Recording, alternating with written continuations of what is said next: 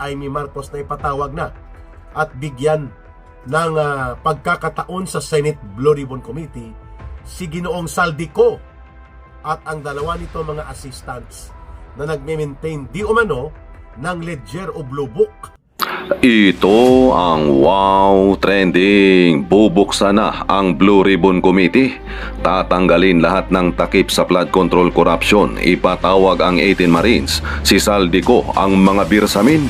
Ilabas ang katotohanan. Nananawagan si Senadora Amy Marcos kay Senate President Alan Peter Cayetano na buksan ang investigasyon sa Senate Blue Ribbon Committee kaugnay ng kontrobersyal na flood control corruption issue. Sa kanyang social media post nitong May 24, diretsahang tinawag ni Marcos sina Senate President Alan Peter Cayetano at Senadora Pia Cayetano upang aksyonan umano ang usapin. Kumusta po SP Alan Peter Cayetano, Senador Pia Cayetano, Tara G? Anya ni Marcos sa kanyang post. Kasunod nito ay inilabas niya ang kanyang panawagan na tinatawagan ko ang aming Senate President Alan Peter Cayetano na buksan ang Blue Ribbon Committee, tanggalin lahat ng takip sa flood control corruption, ipatawag ang 18 Marines, si Saldico at ang mga birsamin, ilabas ang katotohanan. Kumpleto na nga ang Blue Ribbon Panel. Inihalal na ng Senado sina si Senador Rodante Marcoleta at si Senador Jinggoy Estrada bilang Vice Chairperson ng makapangyarihang Senate Blue Ribbon Committee na nagsisiyasat sa umano'y anomalya sa flood control project at ibang usapin na may kinalaman sa accountability ng mga opisyal ng gobyerno. Nauna nang itinalaga si Senador Pia Cayetano bilang chairperson ng komite. Kabilang naman ang mga miyembro ng majority block sa Blue Ribbon Committee ay sina si Senador Bongo, Senador Robin Padilla, Senador Mark Villar, Camille Villar, Senador Chis Escudero, Senador Amy Marcos. Nauna nang nanawagan si Amy Marcos na buksan muli ang pagtalakay sa flood control controversy sa Blue Ribbon Committee. Buksan ang Blue Ribbon Committee, tanggalin ang lahat ng takip sa flood control corruption ayon pa kay Senador Amy Marcos. Dahil dito mas lalong inaabangan ng publiko kung paano hahawakan ng bagong komposisyon ng Blue Ribbon Committee ang mga susunod na investigasyon sa Senado. Ayon pa nga sa mga netizens sa kanilang komento na calling 18 Marines prepared for battle.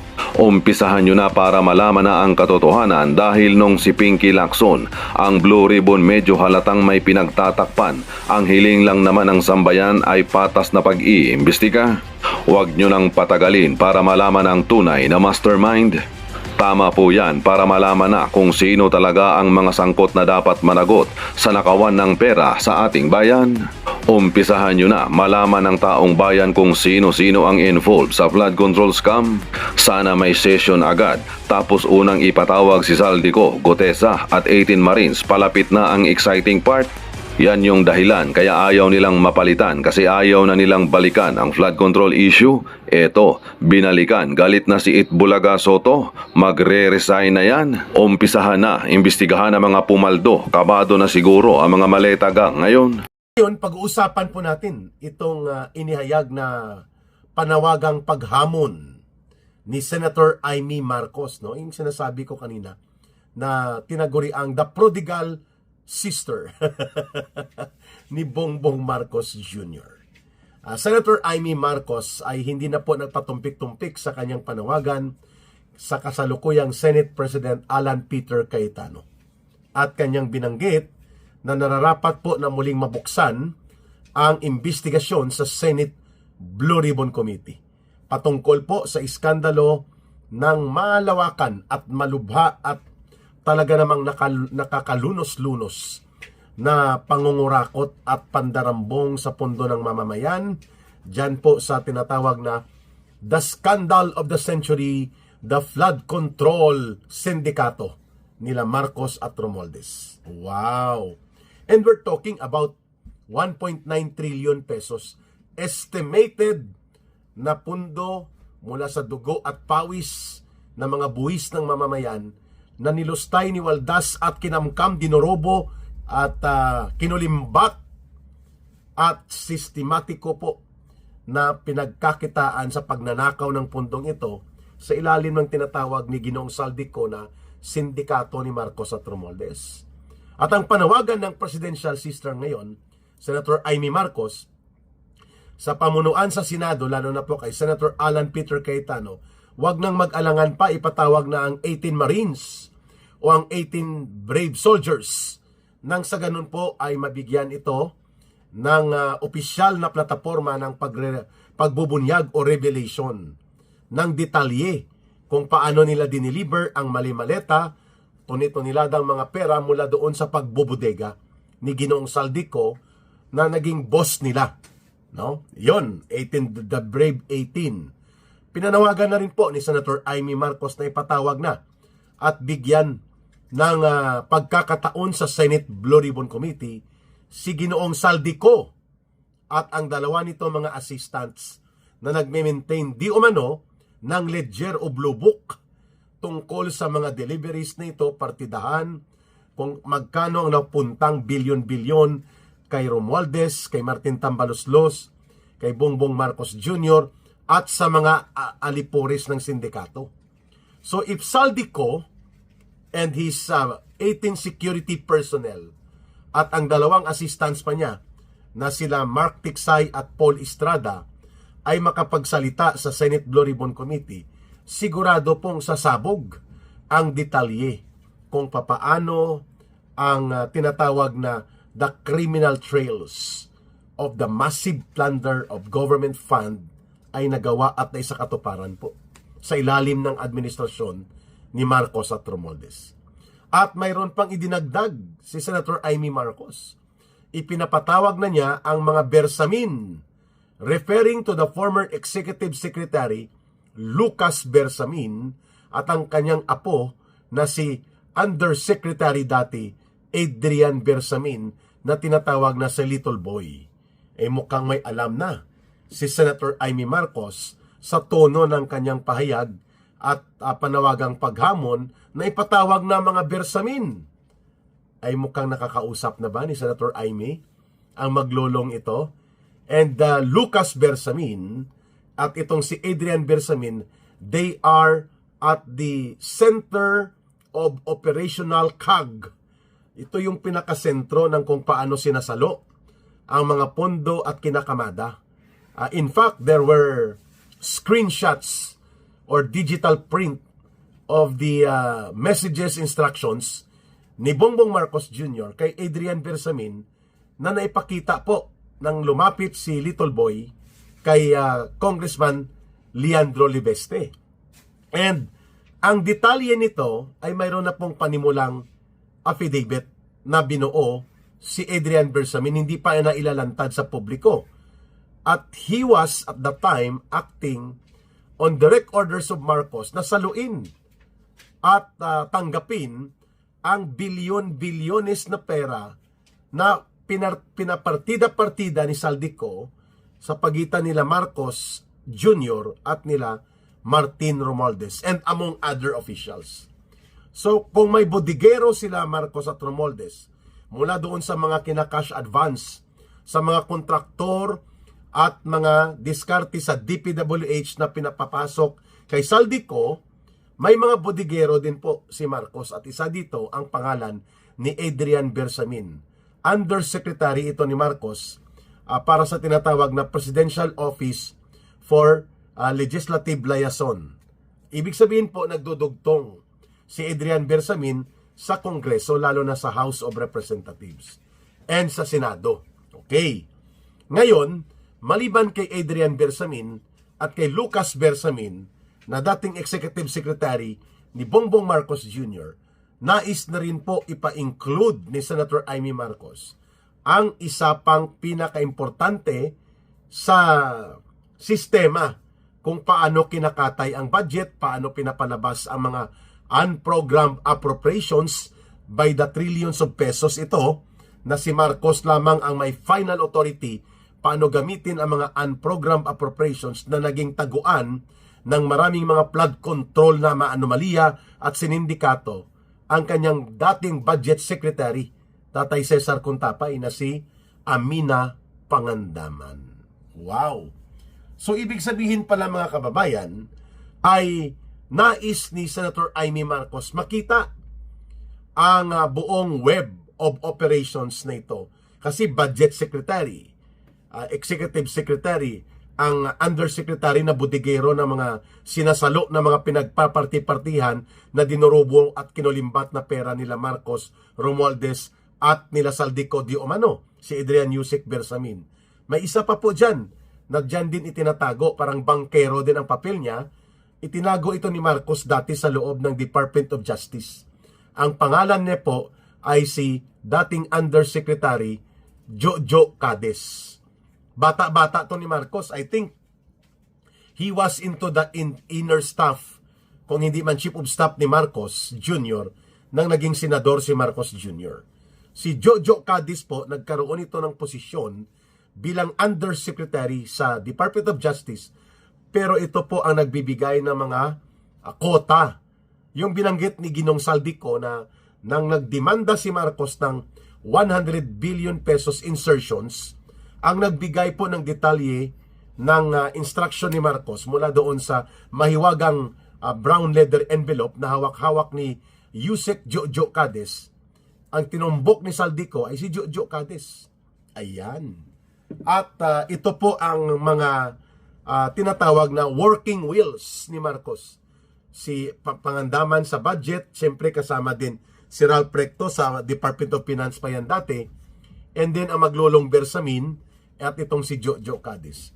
You can just imagine mga kababayan, kung ipapadalhan ito ng mga sabpina ng Senate Blue Ribbon Committee na pipirmahan ng Senate President, ang panic mode reaction ni Marcos ay talaga naman pong hindi na mapipigilan.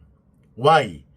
Because the Senate Blue Ribbon Committee will become a more explosive, more seriously interesting na pagbubunyag laban sa administrasyon ni Marcos at Romualdez kaysa naman ang mga binaluktot na mga walang kakwenta-kwentang akusasyon nila ng impeachment laban kay Sara Duterte.